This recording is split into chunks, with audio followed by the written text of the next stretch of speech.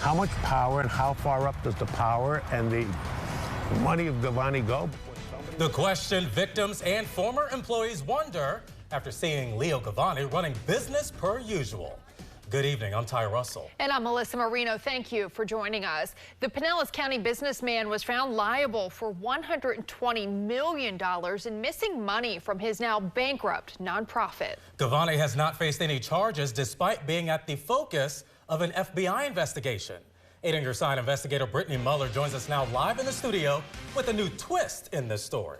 Ty, Melissa, a federal bankruptcy judge seized control of Leo Govoni's Big Storm entities. Govoni was prohibited from conducting any business at all since January 13th, but court records show he ignored those orders. Where's the food? We were ordering thousands and thousands of dollars worth of food a month.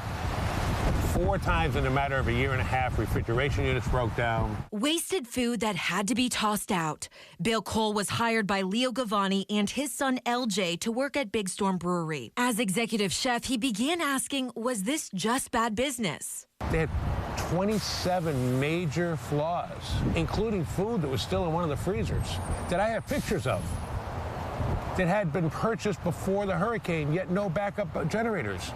They were serving chicken that was been in the freezer for 6 months before the hurricane.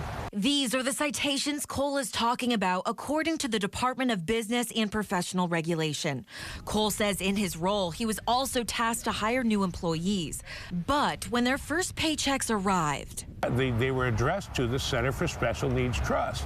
And you saw this? I saw this personally. A federal bankruptcy judge ordered Big Storm owner Leo Govoni from conducting any business at all. But records show he chose not to comply. Now a judge ordered Rising Group Consulting to take control over all of the Big Storm entities. This gives them permission to access all records, financial information, and the building itself, changing the locks, lease it, or sell it.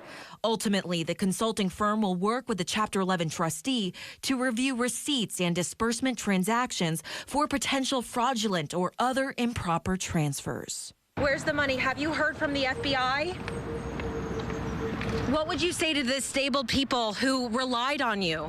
We tracked Leo Govoni down in January to get his side of the story. He drove off without saying a word. This is Brittany Muller with Channel 8 News. We reached out to him following these new developments and have not heard back. The bankruptcy judge found Govoni liable for $120 million in missing money from his now bankrupt nonprofit, the Center for Special Needs Trust Administration. They have followed me to my car 5 times. The accusations didn't stop protesters from drawing their own conclusions. I stood behind them when the protesters were out in front of the brewery. But Cole woke up one day and says things began to click.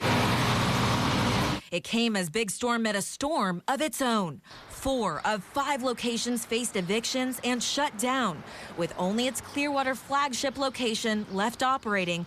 Then 2 months ago, co-owner LJ Govoni resigned. What I don't understand is how it's still standing, because anyone who's frequenting that is condoning the activities that have been going on for years. As this plays out in federal bankruptcy court, hundreds of victims of the nonprofit are still waiting for answers and are asking if they'll ever see any money returned to them. Attorneys are now in the process of creating a charitable organization where they would begin accepting donations. In the studio tonight, Brittany Muller, 8 on your side. Brittany, thank you so much for staying on top of that story. Now, if you have something you want Brittany to investigate, call our 8 on your side helpline at 1-800-338-0808.